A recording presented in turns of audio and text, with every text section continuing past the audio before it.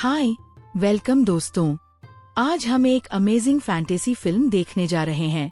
बिना time waste किए चलिए ये मूवी देखते हैं।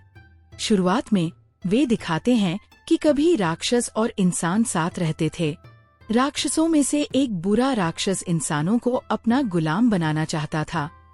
जब इंसानों को ये पता चला तो उन्होंने एक खास तलवार बनाई। उस तलवार से उन्होंने उसका सिर काटकर उसे मार डाला। भले ही वह मर गया, लेकिन उसकी आत्मा नहीं मरी। इसलिए उन्होंने उसकी आत्मा को एक पत्थर के अंदर बंद कर दिया और सालों तक इंसानों ने उसकी रक्षा की। अगर उस राक्षस की आत्मा कभी पत्थर से निकल जाती है और अगर उसे आधा राक्षस आधा इंसान का शरीर मिल जाता है तो वह खुद को फिर से जिंदा कर सकता है और उसे कोई रोक नहीं सकता। कई सालों बाद कुछ लोग उस जगह की ओर दौड़ते हैं जहां पत्थर की रक्षा की जा रही थी। जब वे अंदर जाते हैं तो वे चौंक जाते हैं। एक को छोड़कर सभी गार्ड मर चुके हैं। वह बचा हुआ आदमी हमारी कहानी का हीरो ली है। वह भी आधा राक्षस आधा इंसान है। एक बड़ा गार्ड उससे पूछता है कि क्या हुआ। ली समझाने की कोशिश करता है कि एक राक्षस पत्थर चुराने आया था और उसने सबको मार डाला, लेकिन गार्ड उस पर विश्वास नहीं करता। वह कहता है, अगर राक्षस ने सबको मार डाला तो उसने तुम्हें जिंदा क्यों छोड़ा। उसे शक होता है कि ली ने उन सबको मार दिया होगा और वह पत्थर लेने की कोशिश करता है। वह दूसरों को ली को अरेस्ट करने का ऑर्डर देता है, लेकिन ली अपनी मैजिक पावर का इस्तेमाल करके गायब हो जाता है। अब हमारी कहानी की हीरोइन आती है, लूसी, जो मैजिकल गार्डियंस की हेड है। बूढ़ा गार्डियन उसे बताता है कि ली ने सबको मार दिया है और डेमन स्टोन चुरा लिया है, लेकिन उसे यकीन नहीं होता। फिर उसे वह ब्रेसलेट दिखता है जो उसने कभी ली को दिया था, जो फर्श पर पड़ा है। 7 साल बाद इंसानों ने अपना शहर बना लिया है जहां राक्षस घुस नहीं सकते। हम देखते हैं कि इंसानों का एक ग्रुप अपनी गाड़ियों में जंगल से गुजर रहा है, जिसे फैंग नाम का एक कमांडर लीड कर रहा है। गार्ड डरे हुए हैं क्योंकि ये जंगल राक्षसों का है। उन्होंने घुसपैठ की है।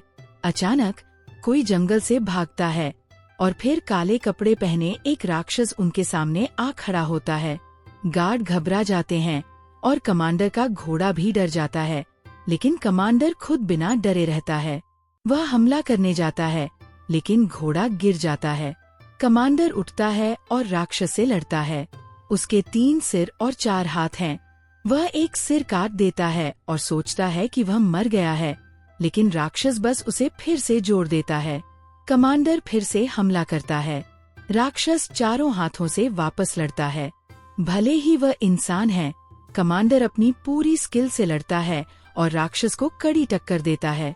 एक समय पर वह राक्षस को लात मारता है और जैसे ही वह वापस उड़ता है उसका भेस उतर जाता है। अब वे देखते हैं कि यह असल में 3 राक्षस लोमड़ी हैं। ये लोमड़ी उन प्रोडक्ट्स को चुराने आई थी जिन्हें वे ले जा रहे थे। लड़ाई जारी रहती है। कमांडर एक लोमड़ी को खत्म करने के लिए कूदता है, लेकिन अचानक एक जादुई जादू उन्हें अलग कर देता है। यह कोई और नहीं बल्कि ली है। वह डेमन भेड़ियों को डरा कर भगा देता है और कमांडर की मदद करता है। कमांडर को शक होता है। ली चीजों पर जादू करता है। कमांडर पूछता है कि वह क्या कर रहा है और ली कहता है, अगर हम इस तरह जादुई जादू करेंगे तो डेमन प्रोडक्ट्स के पास नहीं आएंगे। उसी समय ली एक डेमन लोमड़ी की ओर एक बॉक्स फेंकता है। लोमड़ी उसे पकड़ लेती है और उड़ जाती है। अब पता चलता है कि ली ने ही लोमड़ियों को प्रोडक्ट्स चुराने का ऑर्डर दिया था। कमांडर हमला करता है, लेकिन ली एक छोटे कागज पर जादू करता है और उसे कमांडर के जूतों के नीचे रख देता है, जिससे वह हर बार गिरने लगता है जब वह खड़ा होने की कोशिश करता है। फिर ली अपने जानवरों के डेमन को माल ले जाने के लिए बुलाता है।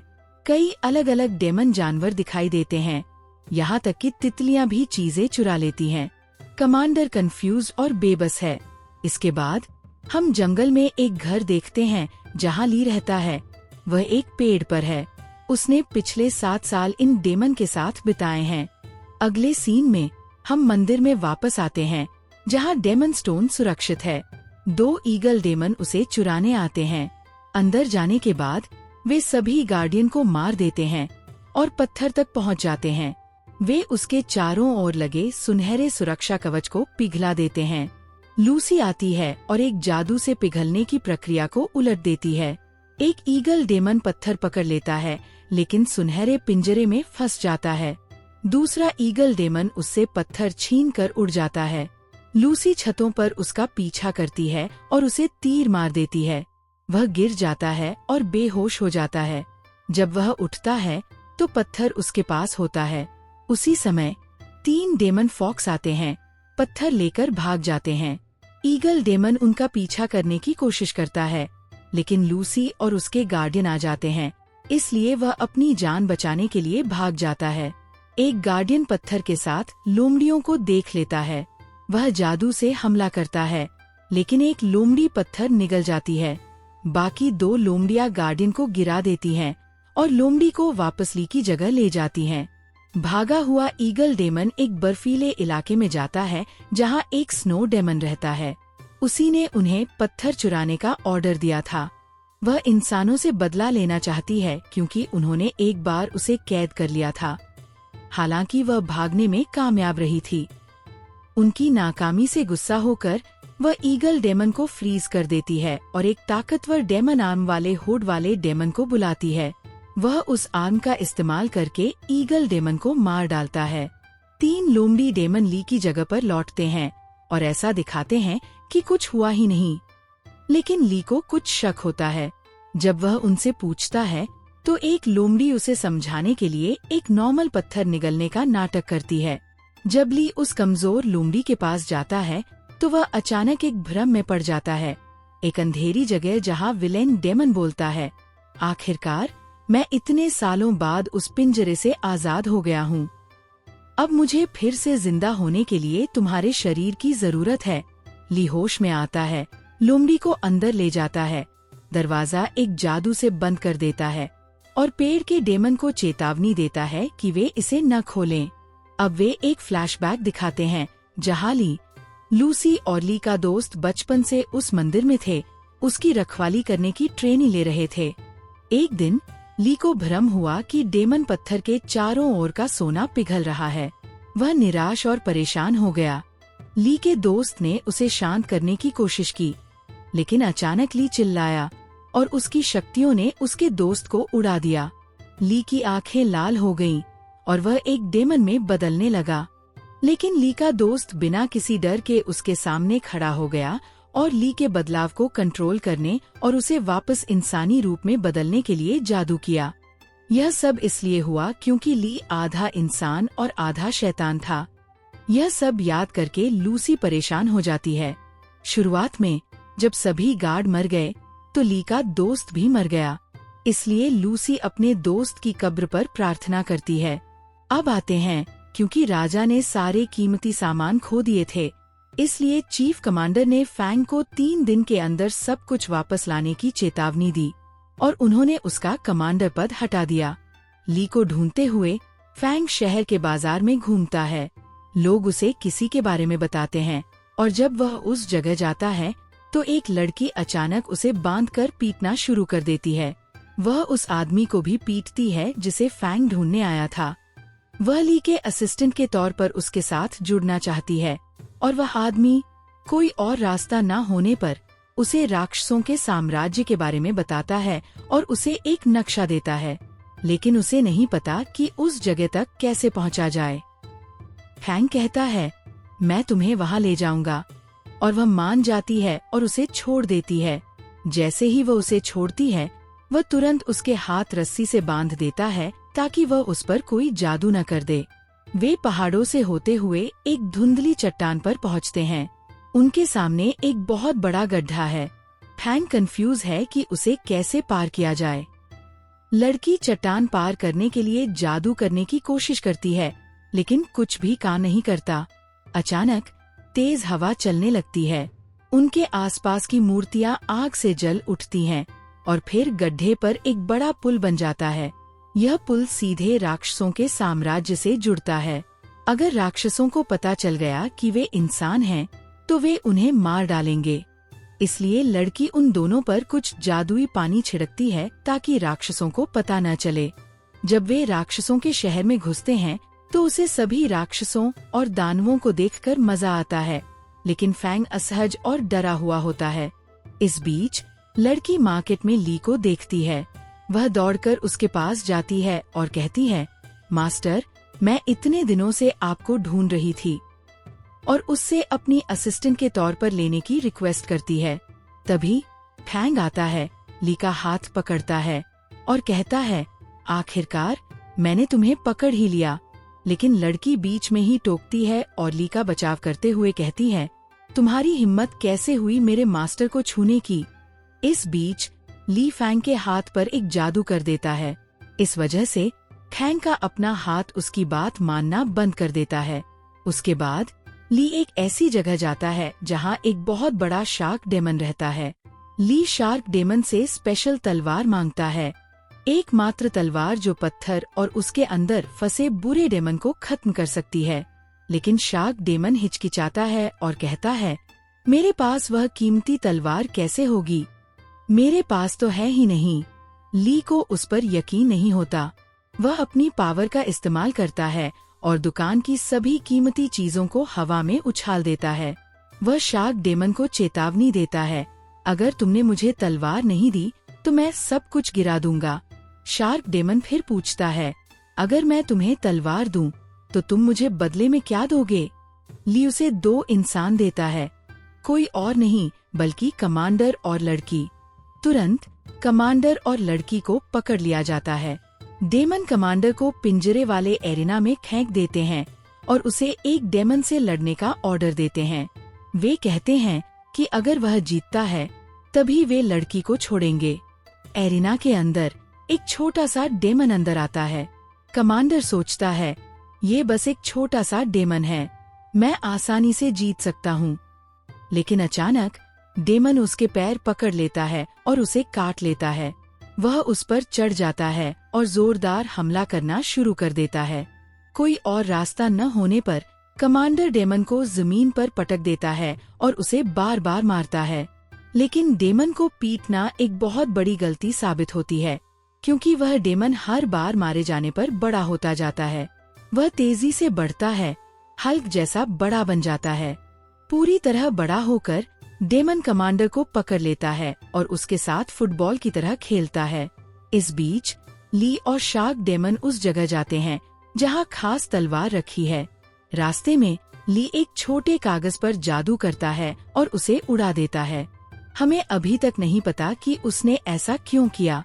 शार्क डेमन ली को दिखाता है कि तलवार कहाँ रखी है और चला जाता है।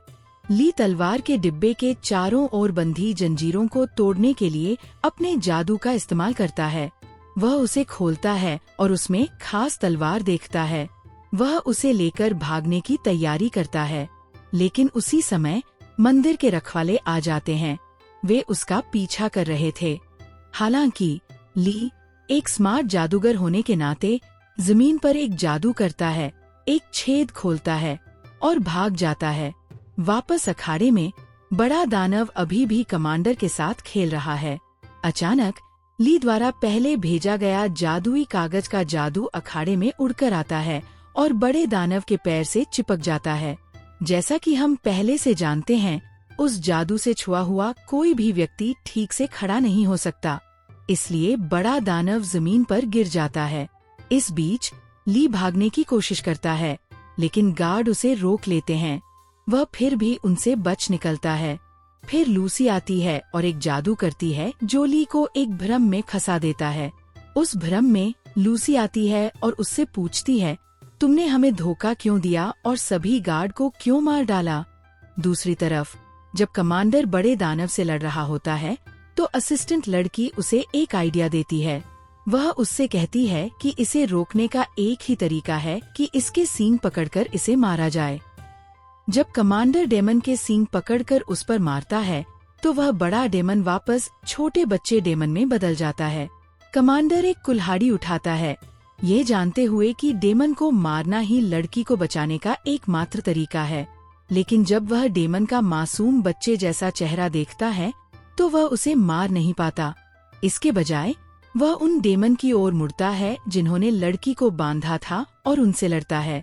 यह देखकर कि इंसान ने उसकी मदद की है, छोटा डेमन भी कमांडर की मदद करने के लिए अपने ही डेमन के खिलाफ लड़ता है, अपना शुक्रिया दिखाता है। इस बीच ली और लूसी तलवार के लिए लड़ रहे हैं। लड़ाई के दौरान बक्सा टूट जाता है और तलवार फर्श में धंस जाती है। तलवार देखकर कमांडर उसे सुरक्षा के लिए उठाता है और खुद को और लड़की को बचाने के लिए उसका इस्तेमाल करता है। दूसरे डेमन खास तलवार देखकर डर जाते हैं और पास आने से हिचकिचाते हैं। तलवार होने के बावजूद वे पूरी तरह से बच नहीं पाते। अचानक ली बिल्डिंग में घुसता है और डेमन से लड़ता है। उनके चारों ओर एक जादुई ढाल बनाता है। गार्डियन में से एक ली पर हमला करने वाला होता है, लेकिन लूसी बीच में आकर हमला रोक देती है। इस वजह से लूसी कमजोर हो जाती है और गिर जाती है। यह देखकर ली को गुस्सा आता है। उसकी आंखें फिर से लाल हो जाती हैं। वह चिल्लाता है और डेमन पर जोर से हमला करता है। लूसी को बचाने के लिए वह एक टेलीपोर्टेशन पोर्टल बनाता है और उसे अपनी सीक्रेट जगह पर ले जाता है। कमांडर और असिस्टेंट लड़की भी उसके साथ टेलीपोर्ट हो जाते हैं और ली के छिपे हुए घर पहुंचते हैं। ली लूसी के जख्मों का इलाज करता है और उसे होश में लाता है। जैसे ही वह जागती है, वह तलवार पकड़ लेती है और गुस्से में पूछती है, तुमने हमें धोखा क्यों दिया और तुमने अपने सबसे अच्छे दोस्त को क्यों मारा? ली उसे शांत करता है और फ्लैशबैक दिखाता है। वह बताता है कि उस रात वह और बाकी लोग मंदिर की रखवाली करने गए थे, लेकिन उसके दोस्त ने उसे रोका और कहा, आज रात एक खास रात है, तुम्हारी डेमन पावर बढ़ सकती है। अगर गुरु यह देख लेंगे तो वे तुम्हें मार सकते हैं, इसलिए मैं आज रात तुम्हारी जगह ले लूंगा। इस तरह उसके दोस्त ने उसके साथ ड्यूटी बदल ली। इसके तुरंत बाद ली ने अजीब आवाजें सुनी और मंदिर की ओर दौड़ा। उसने देखा कि सारे गार्ड मारे जा चुके थे। फिर विलेन डेमन अपने इल्यूजन में आया और बोला, मुझे अपना मालिक मान लो, मुझे तुम्हारा शरीर चाहिए, मुझे दे दो। उसने ली को अपने 9 सिर वाले सांप से धमकाया। किसी तरह ली इल्यूजन से बच निकला और नॉर्मल हो गया। जब उसे होश आया तो उसने देखा कि स्नो डेमन उसके दोस्त पर हमला कर रहा है। ली ने उसके हमले को रोकने के लिए एक शील्ड बनाई, लेकिन स्नो डेमन ने उसके दोस्त को मार डाला और भाग गया। जब ली लूसी को ये सब समझा रहा होता है तो कमांडर देखता है कि दरवाजा हिल रहा है जहां ली ने सीलिंग स्पेल डाला था। वह गार्ड लोमड़ियों से बचते हुए उसकी तरफ बढ़ता है। तुरंत पत्थर निगलने वाली लोमड़ी बाहर निकल आती है। अब वह पत्थर के अंदर के डेमन के पूरी तरह कंट्रोल में है। वह उन पर जोरदार हमला करता है। ली आता है और लोमड़ी को पकड़कर पीछे खींच लेता है। वह कमांडर से उसे मारने के लिए कहता है, लेकिन कमांडर हिचकिचाता है। बिना इंतजार किए ली खुद लोमड़ी को मार डालता है। उसका शरीर टूटकर धूल में बदल जाता है। डेमन पत्थर बाहर गिर जाता है। लूसी पत्थर उठाती है और कहती है, मैं इसे वापस मंदिर ले जा रही हूँ। वह मंदिर में टेलीपोर्ट हो जाती है। इसके बाद वे लोमड़ी की एक मूर्ति रखते हैं और सम्मान में मरे हुए जीव के लिए रस्में करते हैं। फिर असिस्टेंट लड़की अपना फ्लैशबैक दिखाती है। वह कहती है कि उसके माता पिता नहीं हैं। वह एक अनाथ थी जिसे डेमन ने पाला था। एक दिन कुछ गार्डियन आए और कहा कि डेमन इंसानों के इलाके में रह रहे हैं। उन्होंने उसके आसपास के सभी लोगों को बेरहमी से मार डाला, यह जाने बिना कि डेमन बेकसूर थे। लेकिन गार्डियन में से एक नेक दिल का था। उसने उनसे न मारने की गुजारिश की, लेकिन गार्ड ने एक न सुनी। उसके नेक दिल की वजह से उसने ली की असिस्टेंट बनने का फैसला किया। इस बीच स्नो डेमन को पता चलता है कि लूसी डेमन स्टोन के साथ टेलीपोर्ट कर रही है। वह उसका ध्यान भटकाने के लिए एक जादू करती है। जैसा कि उम्मीद थी, लूसी मंदिर के बजाय एक बांस के जंगल में पहुंच जाती है। बड़े गार्डियन को अंदाजा था कि ऐसा हो सकता है, इसलिए वह अपने गार्ड्स के साथ उसकी रक्षा के लिए वहां पहुंचता है। लूसी गुरु को पत्थर देती है। अचानक एक स्नोबॉल उनकी ओर उड़ता है। एक गार्ड उसे पकड़ लेता है, लेकिन वह तुरंत फट जाता है और उसे जमा देता है। यह किसी और ने नहीं बल्कि स्नो डेमन ने किया था। लड़ाई शुरू होती है और स्नो डेमन एक एक करके गार्ड्स को मार डालता है। सिर्फ बड़े गुरु और लूसी ही बचे थे। वे दोनों स्नो डेमन से लड़े, लेकिन साथ मिलकर भी वे उसे संभाल नहीं पाए। उसी समय स्नो डेमन ने बड़े गुरु को मार डाला और लूसी अकेली जिंदा रह गई। स्नो डेमन उसे मारने ही वाला था कि अचानक ली उड़कर आया और उसे बचा लिया।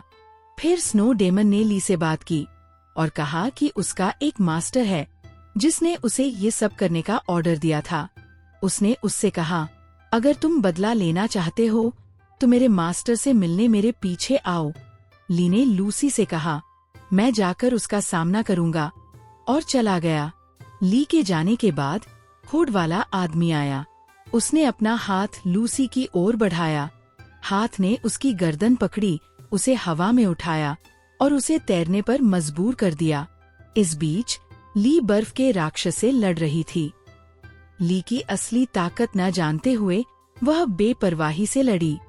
ली, जो उससे कहीं ज्यादा ताकतवर था, उसने उसका सिर काट दिया, लेकिन सिर कटने के बाद भी वह बोलती रही। उसने कहा, मेरा एक मालिक था। क्या तुम जानती हो वह कौन है? वह तुम्हारा सबसे अच्छा दोस्त है, जिसे तुम मरा हुआ समझती थी। उसी पल पता चला कि हुड वाला आदमी विलेन था और बर्फ का राक्षस ली के दोस्त के लिए काम कर रहा था, जो अब विलेन था। फिर विलेन ने अपनी कहानी लूसी को बताई। एक फ्लैशबैक में ली एक बार राक्षस में बदल गया और दहाड़ा। उस दहाड़ की ताकत ने उसके दोस्त को बहुत दूर फेंक दिया। ली की ताकत देखकर उसके दोस्त ने फैसला किया कि उसे भी वही राक्षसी ताकत चाहिए। फिर उसने लूसी को नीचे उतारा, उससे पत्थर लिया, उसे खुद से जोड़ा और बदलना शुरू कर दिया। उसका कटा हुआ हाथ धड़क रहा था और बर्फ के नीचे रेंग रहा था। अब वह पूरी तरह से एक बुरे राक्षस में बदल गया था। इस बीच वह कटा हुआ हाथ एक बहुत बड़े मकड़ी जैसे जीव में बदल गया, जो बर्फ से बाहर निकला और अपने मालिक को ले गया। विलेन अब राजा जैसा बन गया था और वह जगह छोड़कर चला गया था। फिर विलेन डेमन एम्पायर गया। अपनी नई पावर्स का इस्तेमाल करके उसने जोर से दहाड़ लगाई, जिससे उस शहर के सभी डेमन उसके कंट्रोल में आ गए।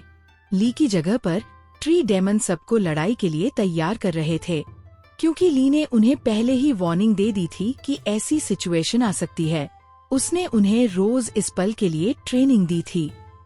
जैसा उसने कहा, ट्री डेमन ने सबको एक छोटा मैजिकल पेपर दिया ताकि वे डेमन के कंट्रोल में न जाएं। ये सब सुनकर कमांडर भी एक पल के लिए हिचकिचाया, लेकिन उसने भी विलेन से लड़ने का फैसला किया।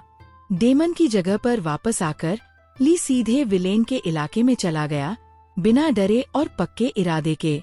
विलेन ने एक और फ्लैशबैक बताया। उसने एक बार स्नो डेमन की मदद से सभी गार्ड्स को मार डाला था और सोने के पिंजरे को पिघलाने के लिए एक स्पेल किया था। इससे पत्थर निकल गया, लेकिन एक कंडीशन थी।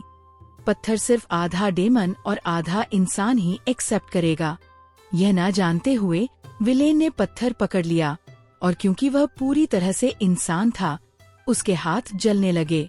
यह देखकर बर्फ के दानव ने उसे बचाने के लिए उसके हाथ काट दिए।